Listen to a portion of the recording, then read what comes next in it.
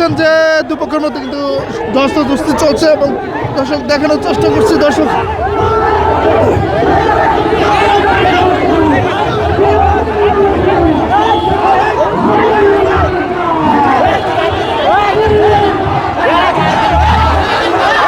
আমরা বলতে চাই যে হাসিনা চলে গেছে, হাসিনা যে বীজ বপন করে গিয়েছে, এরা হচ্ছে সেই বীজেরই পরিস্ফুটিত গাছ। ফলে হাসিনা দেখানো পথে এরা হাঁটছে।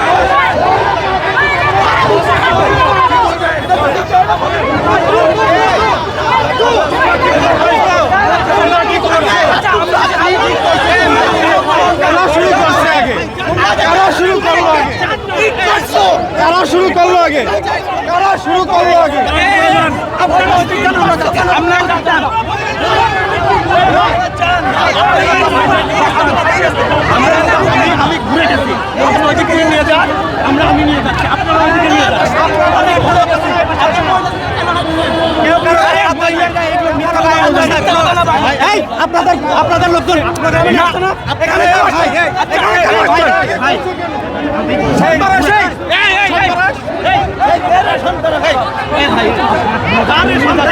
আমি নিয়ে যাচ্ছি তো, আমি নিয়ে যাচ্ছি তো, আপনার বললাম তো আপনাকে ধরেন, আমি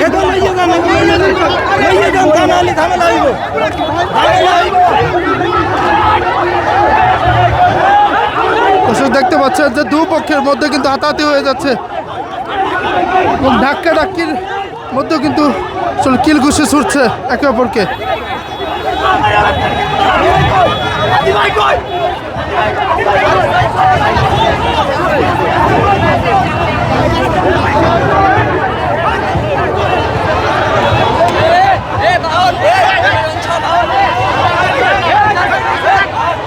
আপনারা জানেন যে বাউলদের উপরে বিভিন্ন আবুল সরকারের নামে যে মামলা হয়েছে তার মুক্তির দাবিতে ধারাবাহিকভাবে বিভিন্ন অঞ্চলে কিভাবে হামলা করা হচ্ছে বাউলদের উপর এবং যারা তাদের সংহতি জানিয়ে আন্দোলনগুলো করছে, আমরা তারই ধারাবাহিকতায় আজকেও শাহবাগে আমরা বাউলদের নিয়ে একটা সমাবেশ করছিলাম।